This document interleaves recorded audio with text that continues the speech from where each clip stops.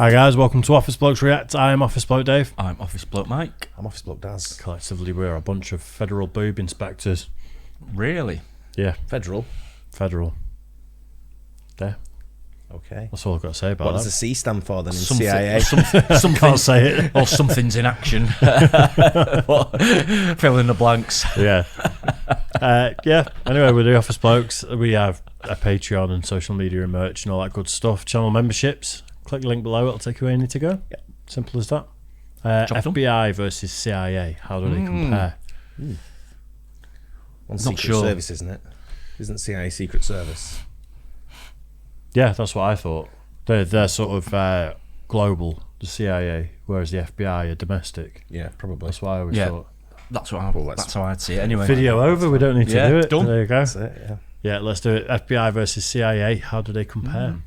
Ins and outs of these two American agencies, but there is little doubt you haven't spent a significant amount of time enthralled by their actions, whether that is through the news media, documentary film, or regular old Hollywood films. Both are, to some extent, shrouded in mystery. Both can be blamed for duplicity at times, bearing the scars of numerous scandals, and they are still currently the target of conspiracy theorists. Whatever your view, this duo are both catalysts of excitement, intrigue, and apprehension. While we can't promise you the often secret workings of the agencies, we can provide you with a few minutes of fascinating facts. In this episode of the Infographic Show, FBI versus CIA. Don't forget to subscribe and click the bell button so that you can be part of our notification squad. We will start with an abridged history of both agencies. The FBI, or the Federal Bureau of Investigation, was the brainchild of Attorney General Charles Bonaparte. In 1908, he and President Theodore Roosevelt agreed that the Justice Department needed a corps of special agents. At the time, it had no name, and it said that the two men were not sure how to recruit agents. According to the FBI website, Bonaparte jokingly told the president they should have men shoot at each other and whoever survives gets the job. The Bureau of Investigation was created soon after, and 34 people were hired at first to work as special agents across all of America's state borders. In 1935, it officially became known as the FBI, and prohibition became its raison d'etre. As you well know, this meant investigating mobsters we still see on the big screen today, and from 1924 to 1972, the controversial crime-busting icon known as J. Edgar Hoover was the director. Mobsters weren't Hoover's only concern, and much of the FBI's resources were spent on investigating political radicals during the Great Depression,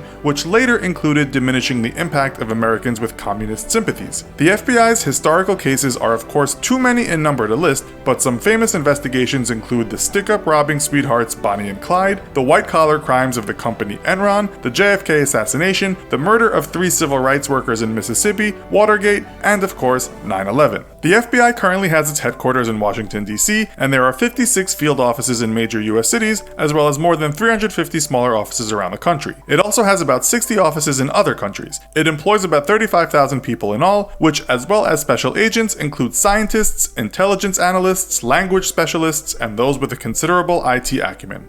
It's amazing what goes into it, isn't it? It's a Yeah. big old Just operation, the isn't upkeep it? of law. Yeah. You see, like we all think about the agents, don't we? And the boots on the ground, Yeah. and then all the people that come behind it. It's huge. We were talking about massive. something, we were talking about Navy SEALs, wasn't we, a couple of weeks ago? And we were talking about, are the people who go into the SEALs, are they hired as boots on the ground, or are they hired as computer specialists? Yeah. Remember we were talking about Yeah. that? We were Yeah, trying of to course. find on that. That's, Yeah. I think it's probably something, along these lines. I mean, where does it stand scientists? The things, how many offices do they have across the world? 60 offices? did you say? 60, Or 60 different countries, was it? I think it's 60 offices in Yeah. different countries. It's a lot. It's a lot of people, isn't it? 30,000. You think the nature of crimes they're investigating, though, there's going to be loads of forensic evidence as Yep. well. So the scientists, Scientists Of course, Yeah, makes sense. exactly. That makes sense. and then cybercrime. Nowadays, more so, yeah. Yeah. Interesting. It's like covers a lot of the stuff I thought the CIA did as well. Same, like, yeah. Same here, yeah. Contrary to popular belief, the FBI does not just shoo the police aside during big investigations because it has no right to. State and local officers work with the FBI. The Central Intelligence Agency, or CIA, was an intelligence agency focused on national security and not domestic crimes, though the twain can sometimes overlap. The CIA's main concerns are terrorism, weapons of mass destruction, knowing what dangers or political upheavals are happening around the world, this could be called spying, and more recently, cyber intelligence. It was created on July 26, 1947, when Harry S. Truman signed off on the National Security Act. One of the main impetuses to create such an agency was the attack on Pearl Harbor. It has been involved in numerous conflicts, again too many to recount, but those include the 1953 Iranian coup d'etat, attempting to enact a military coup in Indonesia, trying to quash all kinds of pro-communist movements around the world, the Vietnam War, and controversially arming rebel forces when the USA believed it suited them. The CIA is an intelligence agency, but one that uses its brains and brawn to manipulate countries, governments, factions outside of governments in the interest of American national security. The number of people working for the CIA is not something the agency discloses, but its employees cover many areas of expertise. It's a very secret organization, but it does release millions of pages of its findings, much of that being historical, what we might call after the fact. Unlike the FBI, Manipulating geopolitics for the safety of America. That's They it. do, isn't it? Yeah, certain countries. The CIA are the shady ones, aren't they? I Without think a doubt. so, yeah. I think it's them, and I think they're all in it together. MI5, MI6. Oh yeah. Yeah, oh, They yeah, all absolutely. collude Yeah. with each other to make sure they know All it's countries there. have got their Yeah. sort of particular outfit as well, haven't they? That do exactly the same Yeah. things. We don't need loads of people though. We just need James Bond, and he just goes in and He fixes does everything, doesn't he? Yeah. Absolutely. Yeah. A couple of people give him weapons. What's that, Mike? Doesn't he? Yeah. Some say. Some might say. Some might say.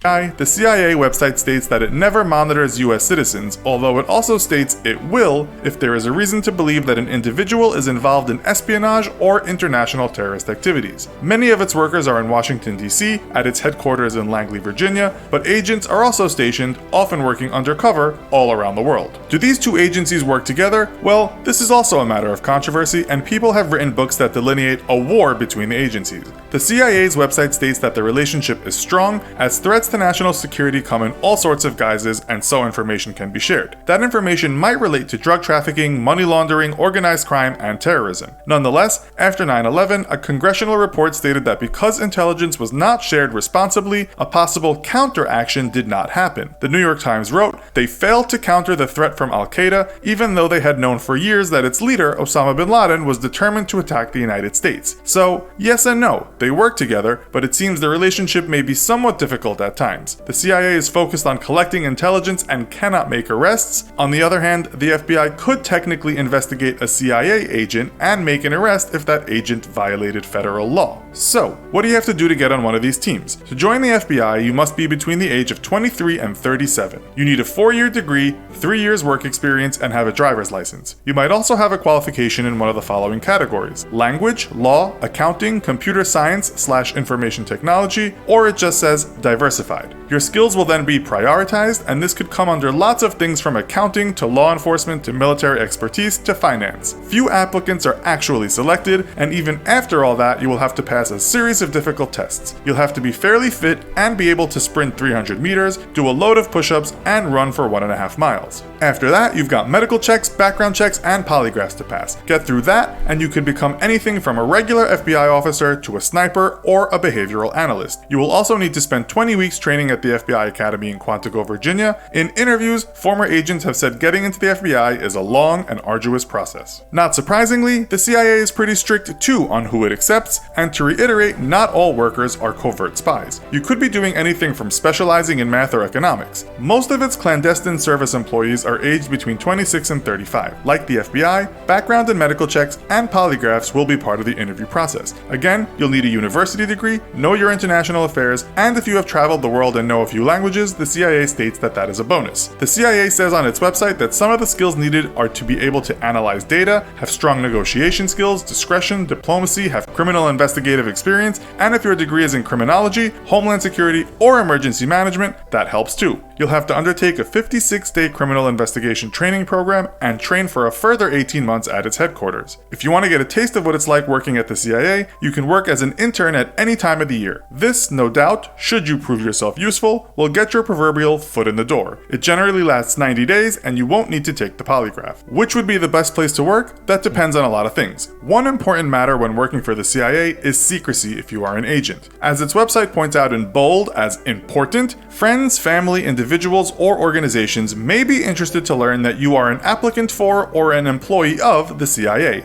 It goes on to say that it is in your best interests not to tell anyone. It's very probable this was in bold because it alludes to what kind of life you are getting into. On the upside, for some people, the life of a covert That's probably going to sell it to some people, though, isn't it? You get say, so what do you do for a living at the moment? Just import export, you know. you feel like you are actually a James Bond character, aren't you? When I used to work in import export, and Yeah. So, and waste management as well. someone said to me once, I was in a restaurant, someone said, "What are you doing?" I went, "I work in import export." You just burst out laughing. You go, oh! It was a joke. It was a joke on one of the Seinfeld episodes. right. Yeah. This is, George Costanza said it in one of the Seinfeld episodes. That's what made it funny. because it alludes to what kind of life you are getting into. On the upside, for some people, the life of a covert operator might be very exciting. You may know things that go against your conscience, you may see things that you never wanted to see, it just depends how deep you go. In one interview, a former CIA agent responded when asked if all the stress was worth it. I ask myself the same question every goddamn day. Was any of it worth it? The FBI won't involve the stress of remaining a kind of mystery to one's own friends and loved ones. You'll probably have much more chance of being killed on the job, as the FBI's Hall of Honor can show you. You are dealing with criminals, and that means sometimes seeing the aftermath of their destruction. In one interview, a former agent said that was not the worst part, but the fact that you could spend much of your life away from your family. You can at least tell them about what you do, though. The former agent told Business Insider, "There's only a very small amount of information that an FBI agent would not be able to share with someone. We can usually talk about what we are working on or have worked on in the past." As for wages, there are many scales when working for the FBI. A new agent, according to one salary website, receives about $47,000, but a senior agent might earn more than $130,000 a year. A CIA website puts wages for special investigators anywhere from $74,000 to $137,000. Again, it really depends on what capacity you work for these agencies. Be sure to check out and subscribe to our new YouTube channel called Fuzzy and Nuts. You'll learn something new while trying to figure out why Nuts is always trying to kill her good buddy Fuzzy. Wow. Interesting. Yeah. Well, I always things like anything to do with policing and law enforcement and all that, I'm always quite interested in. I'm the same. Yeah. I know there's an ex-CIA agent that goes on Rogan sometimes, and obviously Rogan's a bit of a conspiracy guy, and he's always pressing him about stuff. He is an absolute masterclass in not saying anything.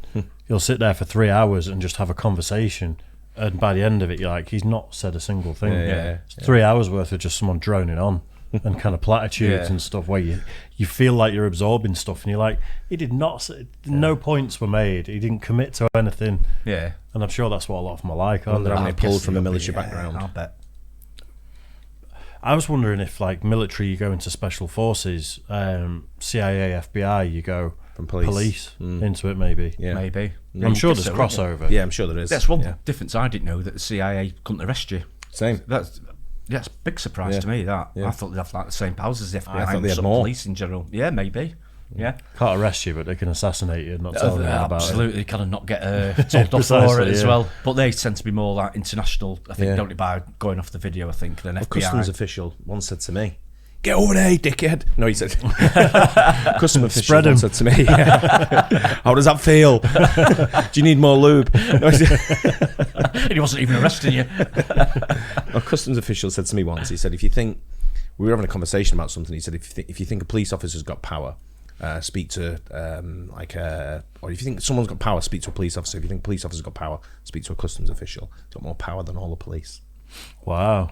Really? To which then I just went, okay, I'm sorry. Said I'm sorry. Yeah. No, it was an interesting conversation with them, because they see a lot of shit that goes down. Customs officials, because they're like border enforcement, aren't they? Customs officials and stuff like that. Of course they are. And they're Was that big like responsibility. Was that like someone who works for the postal service in the States telling you they're a federal agent? this was over here. Oh, was that over here? Yeah. Oh wow, It was over here. that's interesting. Yeah, I know. Because I don't think they get paid a lot, customs people over here. He wasn't a customs official that you see when you give your passport in at the right. It wasn't one of them. It was somebody who worked in an office where we were discussing something that was coming in and out of the country. Ah, right. So a bit more high level. Then. Yeah. He was not just checking bags going in and out. No, right. No, he was a proper office based investigator type guy. Yeah, interesting stuff. Nice. Interesting. Yeah, it's good that. Hope you guys enjoyed that too. Don't forget to like and subscribe. We'll catch you on the next one. Cheers, guys. Cheers.